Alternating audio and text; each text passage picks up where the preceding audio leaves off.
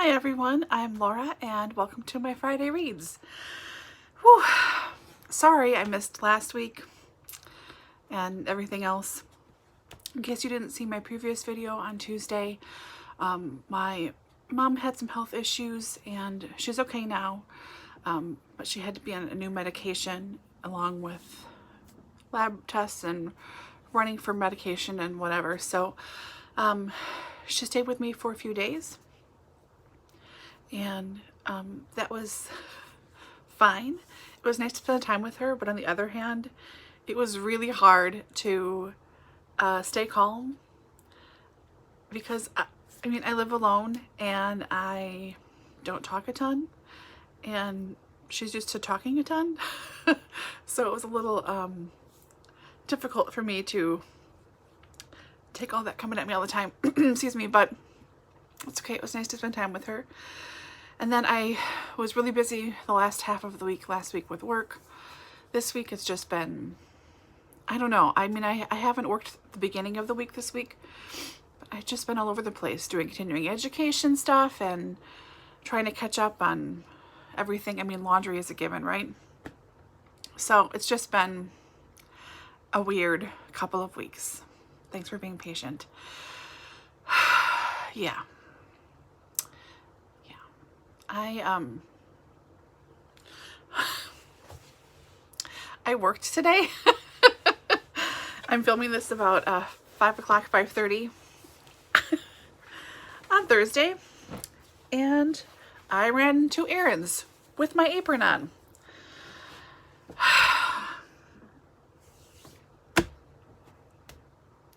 That's my week. Okay. Yeah. I have been buying a lot of books lately. Again, that's my coping mechanism. It's not a great strategy, I'm not gonna lie, but it does help. So I've got about 8 books right now. I'm waiting for an order from Book Outlet to come in. I'm blaming Doris and Heidi for that one. And I just got a couple more delivered about 2 minutes ago. So yeah, but that will have to be a separate one because there's going to be way too much coming in. I think I'm going to have to make March a no book buying month, with the exception of Book of the Month Club. Because, oh boy. Yeah. Okay, Song of the Week this week. I was trying to think of something calming, and a lot of the stuff that I listen to for work, I've already either linked to during the first few months of the pandemic, trying to calm everyone down. It's hard to find the stuff that I like, because the stuff that I really like to listen to for work, I only have it on CD. So I know I'm 1,000.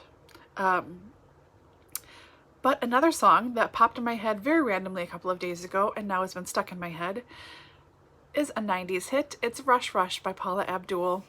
Enjoy it. Enjoy the video. Enjoy Keanu Reeves. I think we can all agree we can use some more Keanu in our lives. I adore that person. He's such a great man. So yeah, enjoy some Rush Rush. Okay, reading. I got pretty much 0 reading done when my mom was here. Again, see, constant talking. And then I was so glad to have the quiet, I couldn't even concentrate. It was like trying to download everything, you know, and process and whatever. So hasn't been great. Not this week, but last week. And then over the weekend, I got my reading mojo back a little bit. So I lost my list. This is going great. I have 1, 2, 3, I think I read, 7 books in the last 2 weeks. I'm going to say 7. So, well, I remember what they are, the ebooks that I read. Let's start there. I read number 9 in the Series of Unfortunate Events series by Lemony Snicket. This is the Carnivorous Carnival. Boy, this one was much darker, it seemed like, than the rest of them have been so far, and maybe they're going to continue being very dark. I'm not sure. They're going to be a lot chunkier, that's for sure. So I have 10 through 13 now. I got them from the library so I can read them.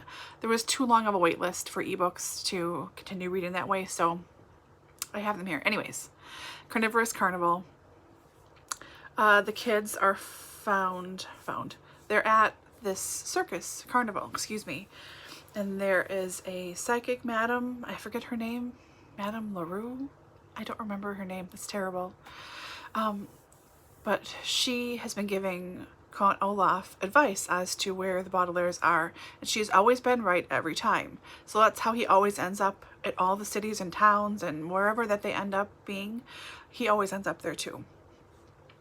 So she is not, of course, a real psychic madam, but she seems to know everything, and she told the Baudelaire kids, or they overheard, excuse me, pardon me, that one of their parents survived the fire and they're living in the mountains. I can't forget the name of the mountains. So the kids are trying to figure out how to stay alive at this carnival that's in the middle of nowhere. So they pretend to be freaks in the carnival, and I mean, they think they got away with it. I don't know. It's pretty dicey at the end. There are some lions. They almost get eaten by lions, and yeah, it was a little stressful, I'm not gonna lie, but I did enjoy it quite a bit. I think I gave that one 4 stars. So looking forward to continuing on with the Baudelaire saga, tragedy, whatever you want to call it. Let's see. Okay, I also read God, this is really, really great. And I'm not going to restart. It's not going to get any better. So stick with me. The Rock, Dwayne Johnson, The Rock. And it's like something like his life, his movies. I'm sure it's next to me. So this was essentially just a collection of photographs with little blurbs, a couple sentences, whatever, about what the picture is of. It's stuff from his personal life, from his wedding, you see his wife and his children, you see his older children too, stuff when he's doing a lot of movies, and charity stuff, and wrestling, and all sorts of things. And I love The Rock, so this was a really easy flip through. It got my reading mojo kind of going again, having just to sit down and read that thing, you know, in one sitting. It was nice, so I really enjoyed it. I think I gave that a 3 star, but it was good. Then I read TMI, My Life in Gossip, whatever, the Perez Hilton memoir that he released late last year. I didn't know that it existed until I saw it at Barnes & Noble, and I thought, there's no way I'm buying this. So I checked it out and read it again, literally in one sitting. It was interesting. Okay, so in like 2005, 6, 7, whatever, I was on his site all the time. I was really into celebrity stuff, like everyone else was. Remember, that was such a huge deal. So I would scroll down his site and read everything I caught up on, and then refresh it. And if there wasn't new stuff, I would get mad. Like, it's not great. I regret that, like, obsession behavior, whatever. But you live and you learn. I'm not that way anymore, that's for darn sure. So he talked about his childhood growing up. That seemed pretty tough, but he didn't go into it in as much detail as I would have liked to understand him a little bit more. It was kind of hopscotchy all over the place, but it was a linear narrative at the same time. It was a little unusual. He wrote this with 2 Scandinavian authors as well, like ghostwriters, but not because their names are on the cover. Anyways, so you see his teenage years a little bit, and then how he got out to LA and how he got his site started, and like the jobs he was working and things, and then what it was like to be that person, to be extremely hated and working in celebrity, and his moving back and forth seemingly every other year. I mean, it probably wasn't that, but it was a lot between LA and NYC, like constantly. And he was making so much money at one point. He bought like 3 or 4 apartments in one building in New York City. One for him and his kids, because I think he had 1 kid at that point. He has 3 now, or 4. Apartment for his mother, an apartment for his sister, and then another apartment he called his F pad. So if he was hooking up with guys, they would meet in the pad in the same building, you know, whatever. So that's a lot of money that he had at one point, and I'm sure he still has enough now. I'm sure he's doing okay, but wow, the level of excess and spending was kind of shocking to me. I don't know. It was just a lot. So it was interesting, and he seems to genuinely feel badly for the things that he's done in his life and the way he treated people. He really does. I think he is genuinely remorseful. But I know some things he won't back down on either because he knows that they really happened. So whatever. Easy, gossipy. I read it in an hour, hour and a half. You know, it's not a long book, but it was a fun brain candy kind of a read. Let's see. Those two got returned. Then I think I can go to physical books. So, The Lost City of Z by David Grann. I DNF'd this. I started reading it and I was really into it. This is a dual timeline story. So we start with Percy Fawcett, who is an explorer. We start with his life in the late 1800s, and then we really, a little bit about his childhood and youth, and then you really see him as a young adult through his whole adulthood. A lot of the book takes place 1905, 6, 7, takes place in lots of earlier trips that he made into Brazil and the jungle. We see him through World War I when he fought, and then I stopped reading at that point. So that's the story of Percy Fawcett in the past. It's juxtaposed with sort of every second or third chapter with modern day story about David Grann, the author, who learned about Percy Fawcett, got really fascinated and decided to investigate, and he wrote an article for, was it the New York Times? I think it was the New York Times. And then he expanded that into this book. So he tries to follow in his footsteps and find where Fawcett and his son and his son's friend disappeared. They disappeared into the jungle. They were never seen again.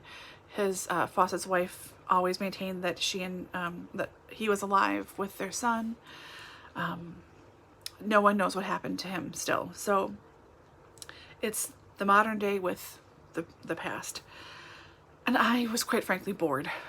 I mean, Fawcett's life story is very interesting. I remember hearing about him when I was a little kid and thinking that was amazing.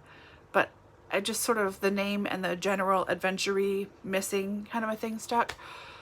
But this was too much background information. Like, I don't need to know all of the details of his like second and third and fourth trip into Brazil. I'm sorry, I just don't care. And it was taking a long time with David Grann for him to really get anywhere too. It just seemed to drag out in lots of places. So I paused on page 138, which is where I ended up DNFing, and I watched the movie. I thought, all right, I will see what happens. And that was so boring too. Beautifully shot. It's a very quiet movie, even for having a battle scene in World War I. But I fast forwarded kind of the middle hour of it. I could see it fast forwarding on the screen. But I didn't care. That's really awful. I feel badly that this adventure narrative nonfiction, which should be up my alley, I was so bored by. So yeah, it's going out the house. And I will say, on Goodreads, I rated it and marked it as read. When I do that with DNFs, I'm never going to come back to. So I, A, remember that I have read it before and I've tried, and B, leave a couple of notes for myself, like a mini review and a rating. So that helps trigger my memory too, because some stuff I just don't remember after a while, especially DNFs. So if it was just the wrong time, or it was fine, but I might try it later, I will not mark it as read and not rate it. But stuff like this, where I know I'm never going to come back to it, I do mark it as read and rate it. So yeah, so that was gone.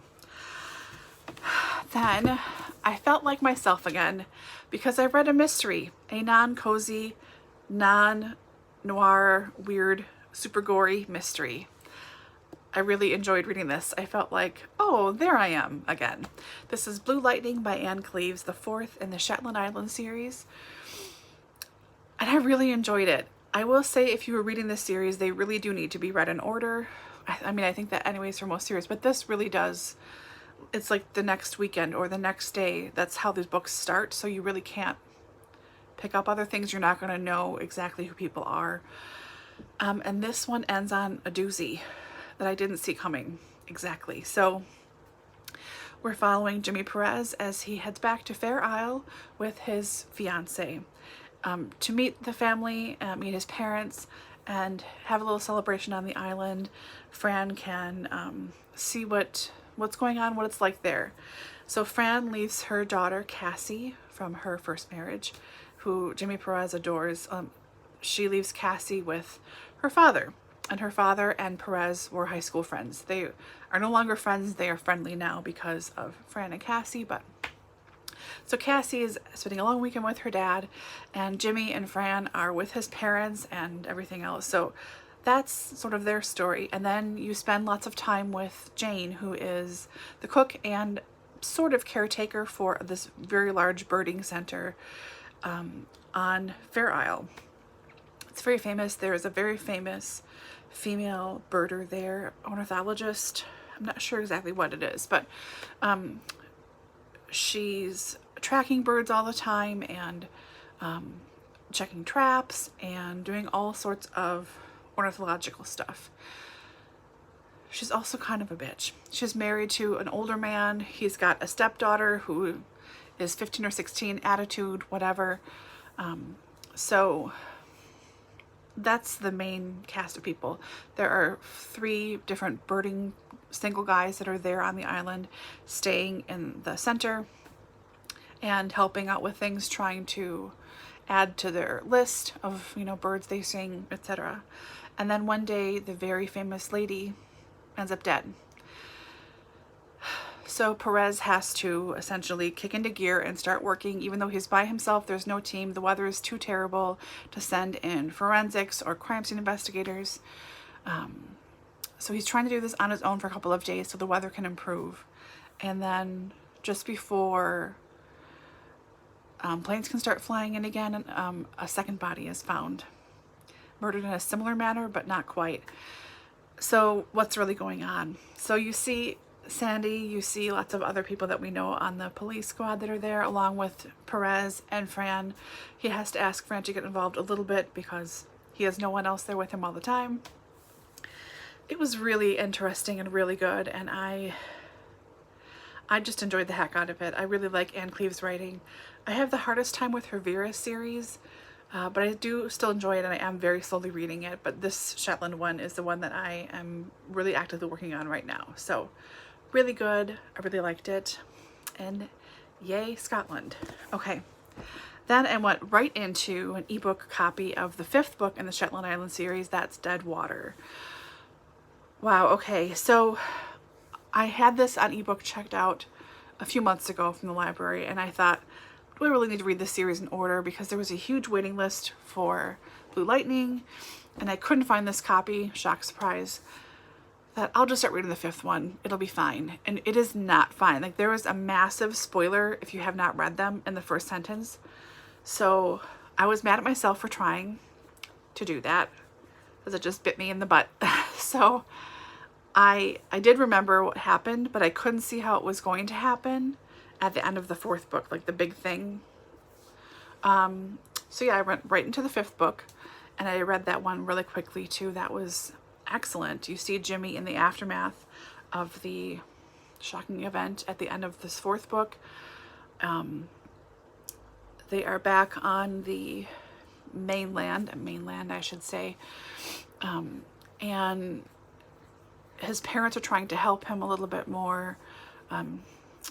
Cassie's trying to help him. She's looking out for him. He's trying not to be such a bummer for Cassie because she's 9, but you know, you have to be honest at the same time. He's on partial leave from work because of the events at the end of the 4th book. So he's there, but he's not there. And they're sending in a new, is it DI? She's from the Hebrides. Not the Hebrides. Is she Hebrides? She's from Whist. She comes in to try and help work on this new crime. She's filling in Perez's role as he's not really working. And one of the main suspects, is the procurator fiscal. And she's been in the books. She's a pretty kind of a cold fish. She's very efficient, very precise, very neat. No one really knows much about her. They call her the Iron Lady, I believe. So we're with her when the book opens and she finds a dead body kind of outside her house. And seems to be directly involved and know the first victim and the second victim. So that's kind of fishy, and to have this new woman inspector come in to help. She's a really smart cookie and she knows what she's doing. but she's not manipulative in a bad way. So she and Sandy are working on this together. They're trying to coax Perez out of his shell and get him to get back into work a little bit more, because he knows what's going on around there. He knows the people, he knows the islands. So it's them working together, and I really enjoyed it too. It was so interesting. I'm really looking forward to the next book, to book 6. So I enjoyed book 5, Dead Water, but I didn't like the ending so much. So the person who really did it, I suspected a couple of times, but I wasn't entirely sure. So that's fine. But one of the characters, who is a suspect, and rightfully so, gets off way too easily. Like, they could have made this person have a more believable role and have a more believable explanation for why they were a suspect, why they were involved in the event, in these events, and with all these people. But it just sort of seemed like a cop-out, and I thought, oh, that's, come on, that's BS. Like, I didn't believe it. It made me kind of angry. Like, really, you're doing this? Come on. So that was a bit of a bummer at the end, but I still really enjoyed it, and there's only 3 books left in this series, and then I'm done. So I'm hoping to start book number 6 very shortly. Okay, this leads me to the last book. Speaking of kind of a bummer, David Sedaris, Let's Explore Diabetes with Owls. So I've had this since it was first published. My friend Erica gave it to me. She knew that I couldn't be there for the signing, so she got this book signed for me and put this cover on it and everything for me. She's very nice. Also, she wrote a mystery about a year ago, Erica Ruth Neubauer. I will put a picture of her book that she wrote. I haven't read it yet, but I'm sure it's excellent. So anyways, David Sedaris. Later last year, I think I asked you guys, maybe in November or something, I wasn't too sure about him anymore. I'd heard some kind of odd things over his latest book, Theft by Finding, which is a collection of some of his journal and diary entries for several decades. I also have a copy of that, courtesy of Erica. And I wasn't sure what to do. So I was going to read this one and then Theft by Finding and see where I felt about Sedaris. I used to really like him and think he was very funny. Like in the 90s, late 90s, early 2000s, I liked him a lot. And then it seems to have been the same kind of shtick, which I get. The person's voice is the person's voice. I understand. But I'm just kind of growing tired of it. So read this one. It's not terribly long. I don't think I really chuckled. I smiled a few times. He has a few essays in here that are fictional, making fun of, one of them making fun of like extreme conservative right-wing people. That was kind of funny. But again, I think I smiled. Like, I don't know. It was interesting. It was okay. It was okay. I'm not sure if I'm going to hang on to this. I mean, it is signed and he is really popular, but I don't know. I'll read Theft by Finding and then decide. So that's the last thing that I read. That's plenty. Yeah, that's plenty of time I've been talking. But for, 2 weeks catching up, that's all right too. Oh, so this weekend is 2 readathons. I'll be participating in them both. First is the mid-month book bash hosted by Doris. It starts tomorrow, or today as you're watching this video, if you're watching on Friday. Runs Friday to Monday. And then there's also the Golden Girls Galentine's Weekend readathon. That runs again Friday to Monday. I talked about my TBR for Galentine's, and here it is. Don't know if I'll get to them all or not, but I will try. And otherwise, my only goal for the book bash readathon is to finish up some more books. That's kind of it. I'll also be vlogging this weekend too, so look forward to that. Probably very chatty vlog on Tuesday. Yeah. It's going to be lots of reading. Trips to the library, getting groceries, and laundry, of course, because I can't have a week without doing laundry. in huge copious amounts. So that'll be probably what you'll be seeing. So I hope you're all doing well. I will get back to comments very shortly. Thank you so much for leaving them. It's just been kind of a messy 2 weeks that my brain was just too full. So I hope you're all doing well, staying safe, staying warm or cool depending on where you are. We're supposed to get a little bit of snow. I think temperatures are going to be maybe in the double digits, 10 or 11 degrees, but it's been like 1 degree or 6 degrees all week long. So hopefully it'll get to double digits. That will be nice. And you know, it's Wisconsin. There's always some ding dong who's walking around like in shorts and flip-flops and it's 9 degrees. There's always those people. So there was one walking his dog when I got home. I was like, oh, come on, dude. Really? Whatever. Anyways, blah, blah, blah. Hope you're all doing well, and I will talk to you guys all very soon. Bye.